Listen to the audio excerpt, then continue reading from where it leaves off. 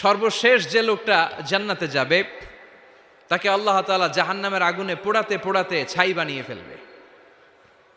আল্লাহ বলবেন, জিব্রাইল যাও একটু দেখো, একটা মাত্র সেজদা দিয়েছে আমাকে, এরকম কাউরে পাওয়া যায় কিনা। বাটি চালান দিয়ে দেখো পাওয়া যায় কিনা।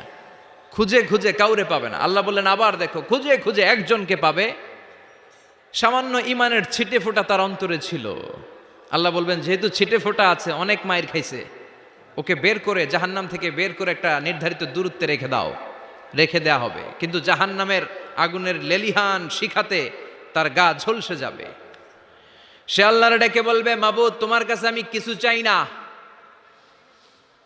জাহান্নাম থেকে তুমি আমাকে বের করেছো, জীবন নদীর পানি তুমি আমার গায়ের মধ্যে ঢেলে দিয়েছো, আমি আবার সজীবতা ফিরে পেয়েছি। আমি তোমার কাছে জান্নাত চাই না, শুধু নিরাপদ একটা দূরত্বে আমাকে রেখে আসো, যাতে জাহান্নামের আগুন আমারে কষ্ট দিতে না পারে। আল্লাহ আমি কিন্তু তোমার কাছে জান্নাত চাই না। কি চাই না? জান্নাত চাই না, কিন্তু জাহান্নামের আগুন আমারে কষ্ট দিচ্ছে, এতটা দূরত্বে রাখো যাতে জাহান্নামের আগুন আমার গায়ে না লাগে। আল্লাহ বললেন ওকে রাখবো, কিন্তু আমার সাথে একটা কন্ট্রাক্টে যেতে হবে, যে এটা তোমাকে দিলে তুমি আর নতুন করে কিছু চাবা না। সে বলবে আমি রাজি, কন্ট্রাক্ট হয়ে যাবে। আল্লাহ জিব্রাইলরে বলবেন যাও এমন দূরত্বে রাখো যাতে জাহান্নামের আগুন ওরে কষ্ট না দেয়। রেখে আসা হবে, অনেক দিন সে ওখানে আনন্দে থাকবে, আল্লাহ শুকরিয়া করবে। সে মনে মনে বলবে বেঁচে গিয়েছি, আমি বেঁচে গিয়েছি, জীবনে আর কিছু চাই না, জাহান্নাম থেকে আমি বেঁচে গিয়েছি। অনেকদিন থাকার পরে মনে মনে ভাববে বাইসা তো গেছি, কিন্তু নতুন করে একটু ট্রাই করে দেখি, জাহান্নামের সৌন্দর্যের দৃশ্য একটু চোখ দিয়ে অবলোকন করা যায় কিনা। সে আল্লাহরে ডেকে বলবে, আল্লাহ এন্দি সুয়াল, আমার একটা ফরিয়াদ আছে। কি ফরিয়াদ? আল্লাহ আগেই বলে রাখি আমি কিন্তু জান্নাতে যেতে চাই না। আল্লাহ বলবেন কি চাও? সে বলবে আল্লাহ তোমার জান্নাতটা তুমি কত সুন্দর করে বানিয়েছো, আমি একটা নজর শুধু দেখতে চাই।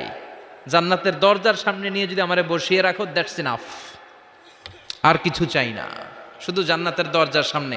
আল্লাহ বললেন তুই না ওয়াদা করেছিস, তুই না চুক্তি করেছিস। সে বলবে আল্লাহ আমারে হতভাগা বানাইয়া তোমার কি লাভ? সুবহানাল্লাহ পড়েন।